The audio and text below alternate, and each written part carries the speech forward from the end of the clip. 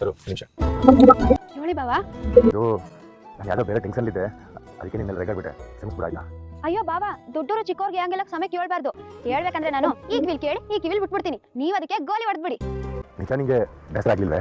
ಭಾವ ಅಂದ್ರೆ ತಂದೆ ಸಮಾನ ಅಂತ ನಮ್ಮ ಅಜ್ಜಿ ಯಾವಾಗ್ಲೂ ಹೇಳ್ತಾ ಇತ್ತು.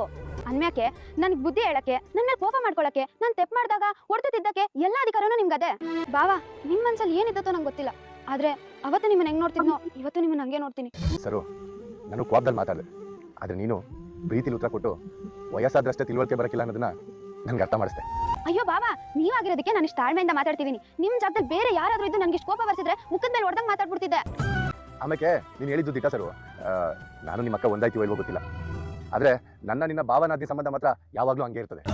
ನೋಡು ಸರು, ಇವತ್ತು ನಾನು ನಿಂಗೆ ಮಾತು ಕೊಡ್ತಾನೆ, ಇನ್ ಮುಂದಕ್ಕೆ ಏನೇ ಕಷ್ಟ ಬಂದ್ರು, ಏನೇ ಸಹಾಯ ಬೇಕಾದ್ರೂ ಈ ನಿನ್ ಭಾವ ಇರ್ತಾನೆ ಅನ್ನೋದನ್ನ ಮರಿಬೇಡ.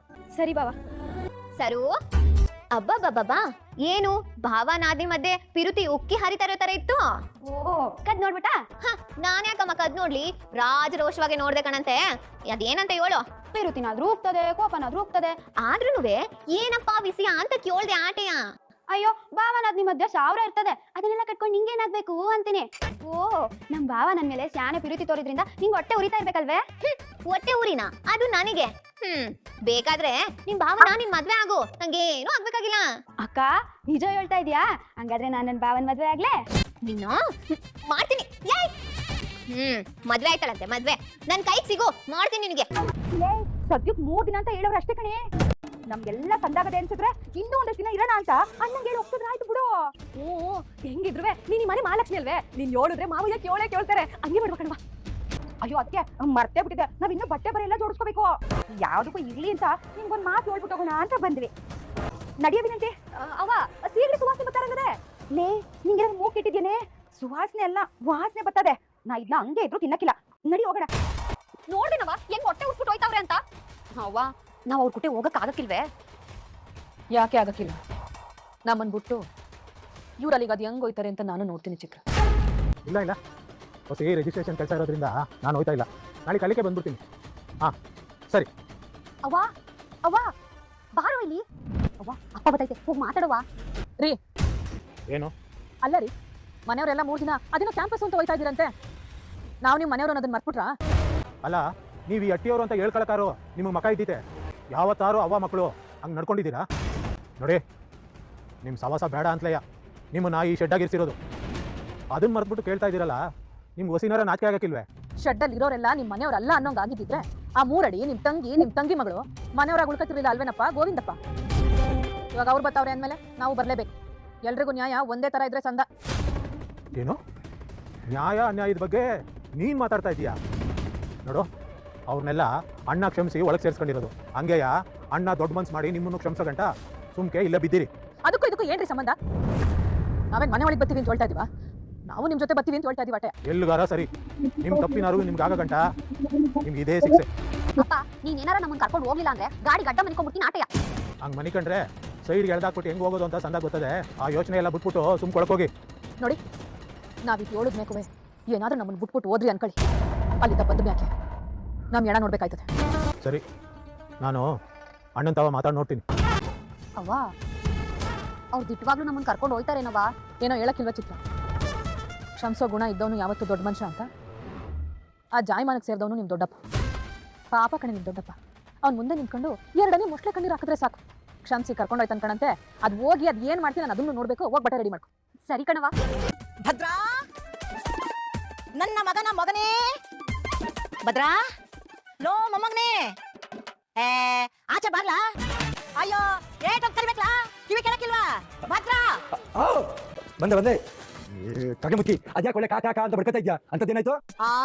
ಇದ್ಯಾಕಪ್ಪ ಈ ಪಾಟಿ ಕೋಪ ಮಾಡ್ಕೊಂಡಿದ್ಯಾ? ಯಾಕೆ ಹೆಂಡ್ರಿಗೆ ಸೀರೆ ಉಡಿಸ್ತಾ ಇದ್ಯಾ? ನನ್ನಿಂದ ತೊಂದ್ರೆ ಆಯ್ತೇನೋ? ಇಲ್ಲಿ ಹೋಗಿ ಸೀರೆ ಉಡಿಸ್ಬಿಡು, ನಾನು ಇಲ್ಲೇ ಕಾಯ್ಕೊಂಡಿರ್ತೀನಿ. ಯಾಕಲಾ ಅಂಗುರಾಯಿಸ್ತಾ ಇದ್ದಿ?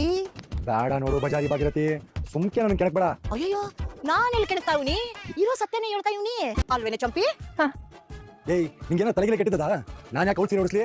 ಓಹೋ, ಹಂಗಾದ್ರೆ ಮಾರಾಯರು ಹೆಂಡ್ರಿಗೆ ಸೀರೆ ಉಡ್ಸೇ ಇಲ್ವೇ? ಹೆಂಡ್ರನ್ನ ಎತ್ಕೊಂಡು ಓಡಾಡೇ ಇಲ್ವೇ? ಆಹಾ, ಹೆಂಡ್ರಿಗೆ ಸೀರೆ ಉಡ್ಸೋದೇನು, ಎತ್ಕೊಂಡು ಓಡಾಡೋದೇನು? ನಾನೇನದನ್ನ ನೋಡೇ ಇಲ್ವೇ? ನೋಡೋ, ಇದ್ರಲ್ಲೆಲ್ಲ ನಿಂದೆ ಮಸ್ಲತ್ತು ಅಂತ ನಂಗೆ ಸಂದಾಗೆ ಗೊತ್ತದೆ. ಅವತ್ತು ಚಂಪುನ ಕೂಗ್ತಾ ಇದ್ರೆ ಕೇಳಿಸಿದ್ರು ಕೇಳಿಸ್ದೆ ಹೇಳ್ತಾ ನಿಂತಿದ್ಲು. ಅಯ್ಯೋ ಬಾಬಾ ನೀವು ನನ್ನ ಕೂಗುದ್ರಾ? ಓಹ್, ಸವಾಸ ದೋಸ್ತಿಂದ ಸನ್ಯಾಸಿ ಕೆಟ್ಟ ನಂಗೆ ನೀನು ಹಂಗೆ ಆಗ್ಬಿಟ್ಟಿದ್ಯಾ. ಈಗ ಹೇಳ್ತೀನಿ ಕೇಳು ಚಂಪಾ, ನೀನ್ ಬಹಳ ಒಳ್ಳೆ ಹುಡುಗಿ. ಈ ಬಜಾರಿ ಜೊತೆ ಏನೋ ಸವಾಸ ಮಾಡ್ದೆ ಹಾಳಾಗೋಗ್ಬಿಡ್ತಿ. ಹೇಳ್ತೀನಿ ಕೇಳು. ಆಹಾ ಬಾಯಿ ಮಾತಲ್ಲಿ ಇಷ್ಟ ಇಲ್ಲ ಅಂತ ಹೇಳಿ ಮನ್ಸಲ್ಲೇ ಮಂಡಕ್ಕಿ ತಿಂತಿದ್ನಂತೆ ನಿನ್ನಂತವನೊಬ್ಬ.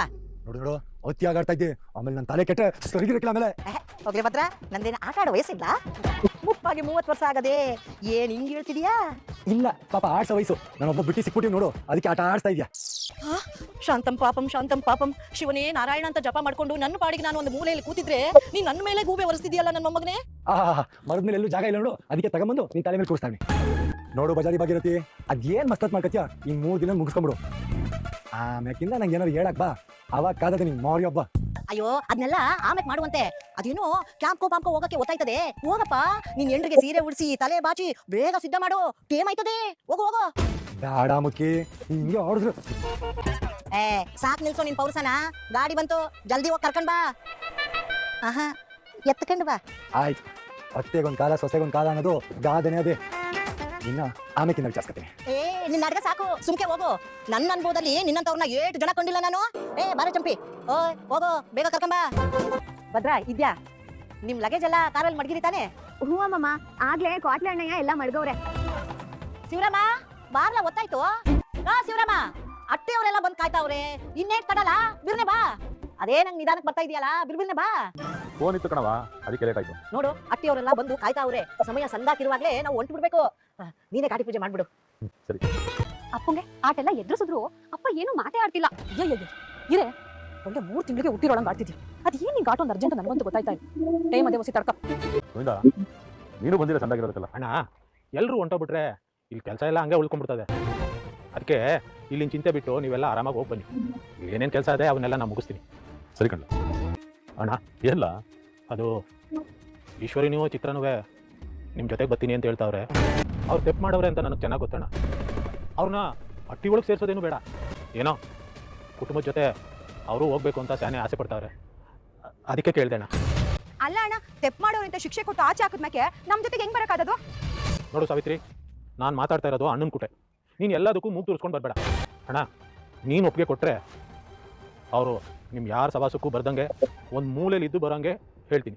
ಸರಿ, ಅವ್ರಿಗೂ ಬಂದು ಗಾಡಿ ಹತ್ತ ಕೇಳು. ಹೇಳಿದ್ ಕೇಳಿಸ್ತು ತಾನೇ? ಬಂದು ಗಾಡಿ ಹತ್ತಿ ನೆಟ್ಟಿಗೆ ಇದ್ಬಿಟ್ಟು ಬರ್ಬೇಕಲ್ಲಿ. ಸರಿ ಸರಿ, ಎಲ್ಲರೂ ಬಲ್ಗಾಲ್ ಮಾಡ್ಕೊಂಡು ಹತ್ತಿ. ಅವ ಉಲ್ಕೇರವ, ಎಲ್ಲರೂ ಸಂತೋಷವಾಗಿ ಹೋಯ್ತಾವ್ರೆ. ಅಲ್ಲ, ಅವ್ರಿಗೆ ಯಾವ ವಿಘ್ನನೂ ಆಗ್ದಂಗೆ ನೀನೇ ನೋಡ್ಕೊಳವ. Please come sir. Vidya, ligament ಏರಾದಾಗ ಈ ಬ್ಯಾಂಡ್ ಹಾಕೊಂಡ್ರೆ ನೀನ್ ಯಾರ ಸಹಾಯ ಇಲ್ದಲೇ ನಡಿಬೋದು. ತಗೋ, ನಾನೇ ಹಾಕ್ತೀನಿ ಕೊಡಿ. ಈಗಲಾದ್ರೂ ನಿಂಗೆ ನನ್ನ ಮೇಲೆ ಕರುಣೆ ಬಂತಲ್ಲ. ಇನ್ಮ್ಯಾಕಿಂದ ಈ ಕುಳ್ಮುಟ್ಟೆ ಒತ್ಕೊಂಡು ಓಡಾಡೋದ್ರಿಂದ ಮುಕ್ತಿ ಸಿಕ್ತಲ್ಲ. ಕಲ್ಪನಾ, ನೀವು ಶುರು ಮಾಡಿ. ಎಲ್ರಿಗೂ ನಮಸ್ಕಾರ. ಪ್ರತಿ ವರ್ಷ ಒಂದೊಂದು ಹಳ್ಳಿಯಲ್ಲಿ ನಾವು ಮೆಡಿಕಲ್ ಕ್ಯಾಂಪ್ ಮಾಡ್ತೀವಿ. ಈ ವರ್ಷ ತುಂಬಾನೇ ವಿಶೇಷ, ಯಾಕಂದ್ರೆ ಈ ಕ್ಯಾಂಪ್ನ ಉದ್ಘಾಟನೆ ಮಾಡಕ್ ಬಂದಿರೋದು ಮಾನ್ಯ ಮಂತ್ರಿಗಳಾದ ಶಿವರಾಮೇಗೌಡರು. ಹಾಗಾಗಿ ಕ್ಯಾಂಪ್ನ ಕುರಿತು ಮಂತ್ರಿಗಳು ಒಂದೆರಡು ಮಾತಾಡಬೇಕು. ಹಾಗೆ ಈ ಕ್ಯಾಂಪ್ಗೆ ಚಾಲನೆ ಕೂಡ ನೀಡಬೇಕು ಅಂತ ಕೇಳ್ಕೊಂತೀನಿ. ಎಲ್ಲರಿಗೂ ನಮಸ್ಕಾರ. ಇಂಥ ಒಂದು ಕಾರ್ಯಕ್ರಮಕ್ಕೆ ಬಂದಿರೋದು ನನಗೆ ಶಾನೆ ಹೆಮ್ಮೆ ಅನಿಸ್ತಾ ಇದೆ.